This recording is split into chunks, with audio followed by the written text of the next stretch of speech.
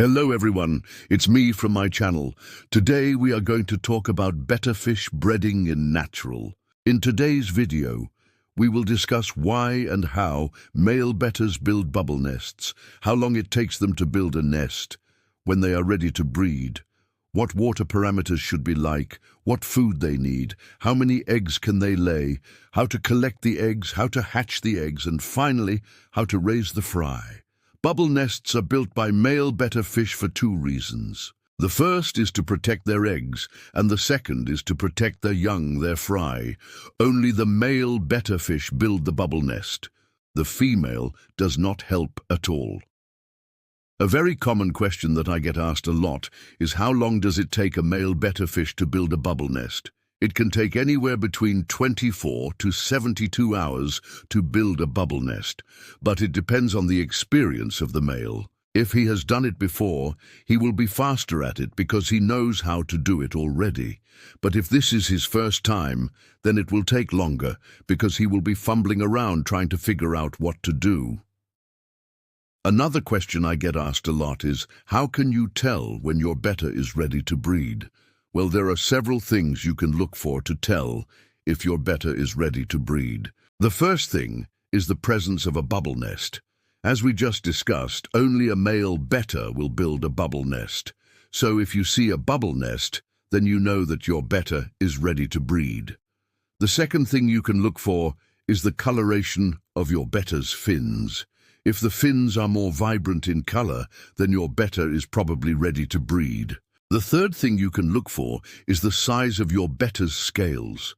If the scales on your betta's body are enlarged, then your betta is probably ready to breed.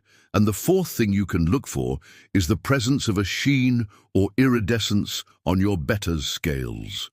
If your betta has a sheen or iridescence to its scales, then your betta is definitely ready to breed. These are all signs that your betta is sexually mature and ready to breed.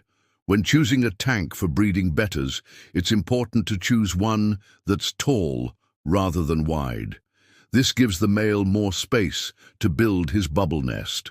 A 10-gallon tank is a good size to breed bettas. Make sure to add some plants to the tank so the eggs and fry have places to hide. For the water parameters, you want to have a temperature of 78 to 82 degrees Fahrenheit, a pH of 6.5 to 7.5, and a nitrate level of 0 ppm. Bettas are a tropical fish, so they like the water to be warm. This is why you want to have a heater in the tank. The temperature should be between 78 to 82 degrees Fahrenheit. Bettas also like the water to be slightly acidic to neutral. This is why you want to have a pH of 6.5 to 7.5. Finally, bettas are sensitive to nitrates, so you want to make sure that the level is 0 ppm. As for the food, bettas are omnivores, so they will eat just about anything. However, during the breeding process, they require more protein in their diet. This is why you should feed them foods such as frozen bloodworms and frozen daphnia. During the breeding process, the female betta will release her eggs into the water, and the male betta will fertilize them with his sperm. She will lay between 20 to 300 eggs during each spawning, but usually around 100. The eggs are clear and very small. They will hatch in about 24 to 48 hours. To collect the eggs, you want to remove the male betta from the tank. To do this, you can either use a net or a siphon. Be careful not to suck up any eggs while doing this. Once the male has been removed, you can then collect the eggs using a pipette. I like to use a bulb pipette because they are cheap and easy to use. After the eggs have been collected, you will need to hatch them. To do this, you will need a hatching jar. You can make your own by drilling holes in a plastic jar, or you can buy one online. Fill the jar with water and place the eggs in it. Place the jar in an area where it will receive bright light.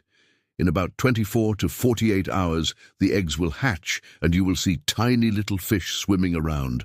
Now, raising the fry can be a bit challenging, but it's also very rewarding. You will need to feed them baby brine shrimp or microworms. You can purchase these online or at your local fish store.